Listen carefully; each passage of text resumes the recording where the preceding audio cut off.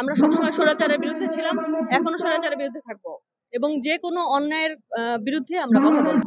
বাংলাদেশ জাতীয়তাবাদী ছাত্রদল ৪৬তম প্রতিষ্ঠা বার্ষিকীতে সবাইকে বাংলাদেশ জাতীয়তাবাদী ছাত্রদলের পক্ষ থেকে জানাচ্ছি শুভেচ্ছা। আমরা এই যে ২৪-এর পরে যখন দেশ স্বাধীন হয়েছে,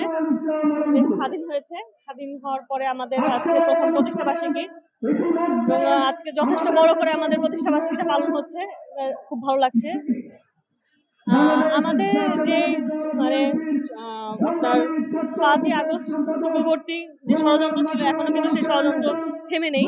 আমাদের এই প্রতিষ্ঠা বার্ষিকীতে আমরা অঙ্গীকার করতে চাই এই প্রতিষ্ঠা বার্ষিকী মানে যে ষড়যন্ত্রগুলো পূর্বে ছিল এবং এখনো যে ষড়যন্ত্রগুলো চলছে, সেই ষড়যন্ত্রগুলো আমরা সর্বোচ্চভাবে মোকাবেলা করব এবং একটি সুন্দর বৈষম্য বিরোধী একটি যে দেশ, আমরা সেই দেশ গড়ে তোলার জন্য একটা আমরা সেটার জন্য সর্বোচ্চ আমাদের প্রচেষ্টা থাকবে।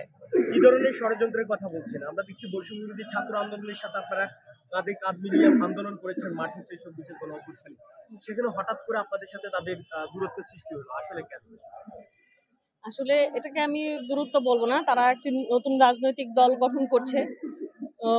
রাজনৈতিক দল যেহেতু তারা গঠন করছে, আমরা অবশ্যই তাদেরকে স্বাগত জানাই। একটা রাজনৈতিক দল হিসেবে তারা তাদের করতে পারে, কিন্তু বাংলাদেশ জাতীয়তাবাদী ছাত্র দলের যে অবদান, এই ২৪-এর গণ অভ্যুত্থানের যে অবদান, সে অবদানকে অস্বীকার করার তো কিছু নেই।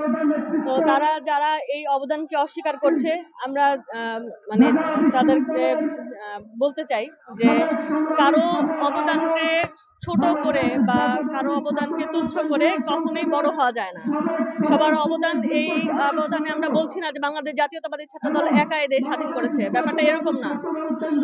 ছাত্র জনতা এবং সকল সংগঠন যারা ছিল, আমাদের কাঁধে কাঁধ মিলিয়ে আমরা একসাথে যুদ্ধ করেছি এবং এই দেশ স্বাধীন করেছি, স্বৈরাচার মুক্ত করেছি। এখন তাদের অবস্থান যদি এরকম হয় যে সেই স্বৈরাচারের ভাষায় তারা কথা বলে, আমরা সবসময় স্বৈরাচারের বিরুদ্ধে ছিলাম, এখনো স্বৈরাচারের বিরুদ্ধে থাকবো এবং যে কোনো অন্যায়ের বিরুদ্ধে আমরা কথা বলবো।